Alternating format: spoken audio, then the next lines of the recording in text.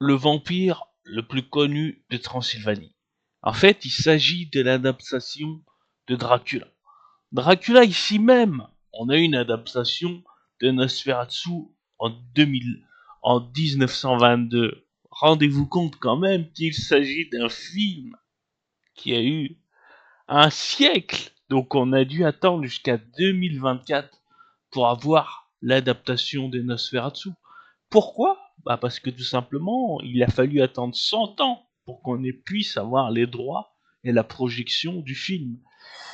Et c'est de ce fait d'attendre 100 ans qu'on a eu Robert Edger qui s'est lancé dans cette aventure complètement folle de se dire que moi, après 100 ans, je vais lancer. C'est le premier réalisateur qui s'est dit, c'est le premier réalisateur qui a eu l'audace de se dire, je vais me lancer dans ce projet fou. Et on a un casting plutôt assez agréable, mais j'ai envie de vous dire, Bill Skarsgård, pour moi, c'est pas réellement un acteur. J'ai l'envie parce que c'est un rôle qui est pas vraiment correspondu pour lui, mais on verra bien ce que ça va donner, la surprise.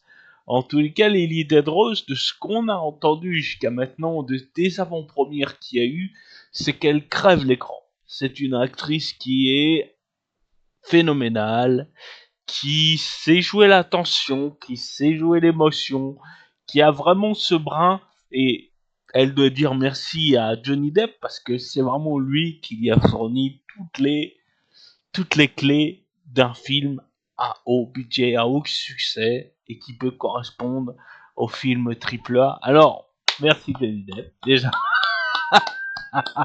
pour commencer.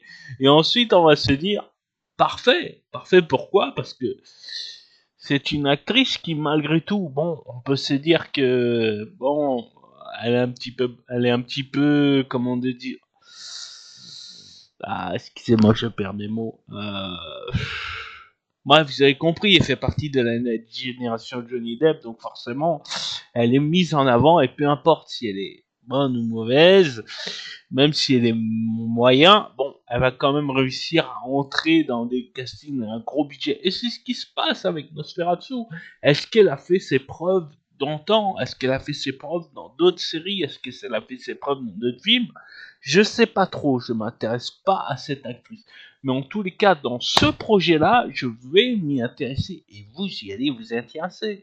Parce que toutes les critiques jusqu'à maintenant, les personnes qui ont eu le temps de voir le film un mois avant sa sortie, ils ont eu ce privilège-là, ils ont tous dit dans l'unanimité que cette actrice-là joue grandiose. Donc, c'est une actrice qui a du charisme, qui a appris de son père, et qui, en plus de ça, connaît la dramaturgie de Nosferatu. Elle a bien étudié les faits et gestes pour interpréter, voilà, le comte Orlok. Il s'est mis sous ses mains, et il a été, comment dire, aimanté par cette personne-là. C'est pas pour rien, c'est qu'elle dégage quelque chose.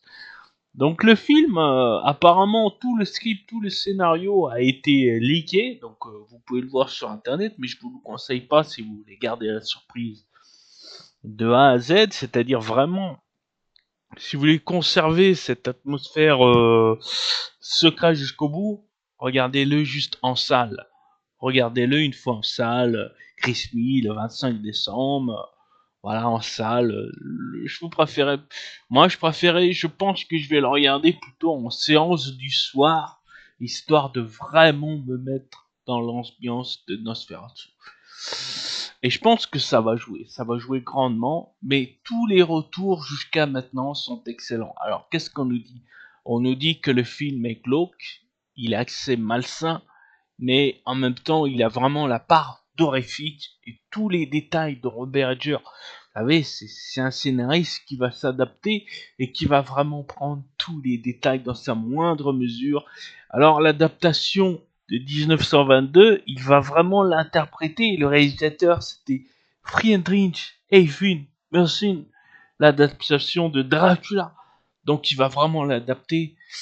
il va essayer de prendre tous les détails de sa moindre mesure. Et on le voit dans The Northman, c'est-à-dire que dans The Northman, c'est un réalisateur qui a voulu s'accaparer le plus possible de l'univers du Viking, comme dans The Witch, où on va s'adapter de plus en plus dans les dictères des sorcières. Et ça correspond, Robert Adger, pourquoi c'est un réalisateur qui monte en côte, qui a fait ses preuves et qui va faire qu'évoluer jusqu'à maintenant, c'est qu'en fait, il s'adapte aux moindres détails. Il met le budget conséquent s'il le faut, hein. Il prend, bon, moi je suis pas très d'accord avec William Dafoe où on le prend 3 fois d'affilée, 4 fois, 5 fois. Bon, pour moi c'est trop. On le prend trop de fois. Il faut laisser sa place à d'autres personnes. Je pense que c'est bien aussi de faire tourner, faire des rotations, faire une roue. Vous voyez, constamment prendre le même. Et en plus, il a dit là, le pire c'est qu'il a dit là, ça enfonce encore plus ce que je dis, c'est qu'il a dit je veux terminer ma carrière de réalisateur avec William Dafoe. Oui, d'accord, mais tu peux pas, tu peux pas penser qu'à toi-même. Il faut pas être égoïste à ce point-là en se disant c'est ce que le spectateur va aimer, ce que moi je vais aimer. Non, pas forcément. Il faut essayer de donner sa chance à d'autres acteurs, quitte à prendre des acteurs low cost. Et en plus, ça sera bénéfique pour toi. Pourquoi? Parce que tu mettras moins dans ton budget. Ils prendront moins en budget. Donc, et puis il y aura la découverte, il y aura la surprise. DiCaprio dans Titanic, c'est un rom-dom total, et pourtant, on a sélectionné cet acteur-là. Vous voyez? Donc moi, ce que je reproche à Robert Edger, c'est pas de faire des films qui sont, pour le moment, très bons, mais c'est le fait de prendre des acteurs constamment où on prend le moins de risques avec William Dafoe, par exemple. Vous voyez? Il faut faire une roue, il faut faire une rotation. De temps en temps, ça fait pas de mal. Il faut savoir jauger, hein. Il faut savoir jauger, c'est très important ça, très important. Mais les retours que j'ai entendus, ce qui a leaké, c'est très bon. Je vous conseille d'aller le voir pour Noël de cette année-là.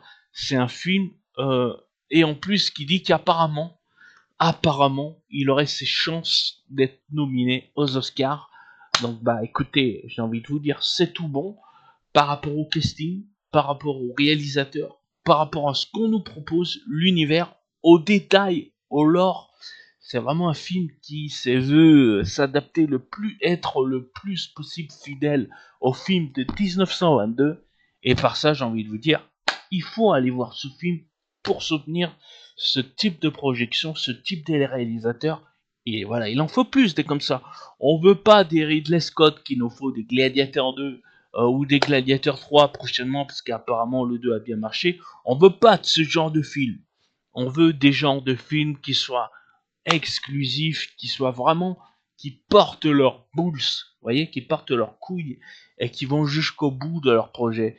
Faut, en fait, pourquoi les films à Hollywood sont de plus en plus descendants, non plus pas en plus ascendants, c'est qu'en fait, l'amour, le cœur du film n'y est plus. Ce qu'on cherche avant tout, c'est l'oseille, c'est l'argent, c'est le dollar, c'est essayer de faire fructifier le plus possible en mettant les acteurs qui sont bankable, en mettant des remakes, en mettant des films qui sont, voilà, qu'on est quasiment sûr que ça va marcher. Bon, voilà, on prend le moins de risques possible. Et avec Nosferatu, qui est un film qui a pas vu son jour depuis un siècle, eh bien c'est là où il faut soutenir des réalisateurs. C'est là où il faut se dire, bon, là, il faudrait peut-être que moi, je mette ma patte à l'édifice parce que c'est vraiment ce genre de réalisateur qu'on veut voir sur le devant de la scène. C'est pas Ridley Scott qui a déjà fait mille et un films. Hein. Bon, je dirais que sa carrière, elle n'est pas non plus à plaindre, hein. Mais en tous les cas, ses derniers films, pour moi, je ne les valide pas, Ghetto, absolument pas. Ce qui est l'inverse de Robert Adger, qui lui, au contraire, est lui dans la pente ascendante. Donc il faut encourager ce type de réalisateur à poursuivre ce genre de choses. Et puis, après Nosferatu, on peut se dire, quel projet fou aura-t-il de se dire peut-être qu'il va même lancer un autre film qui aura aussi également un siècle qu'on n'aura pas vu au cinéma. Vous vous rendez? Vous vous rendez compte? C'est ce genre de réalisateur qu'il faut soutenir. C'est ceux qui ont l'audace d'aller là où les autres ne sont pas allés, d'aller là où bah voilà, les autres ne prennent pas de risques. Moi, je vais vous dire que je vais aller le voir en salle. Je vais soutenir ce film. S'il faut même le voir plusieurs fois, si j'ai aimé la première, bien sûr, projection, j'irai le voir plusieurs fois. Je vous donnerai une critique à temps réel une fois que j'aurai vu le film, donc n'hésitez pas à vous abonner. Et bye.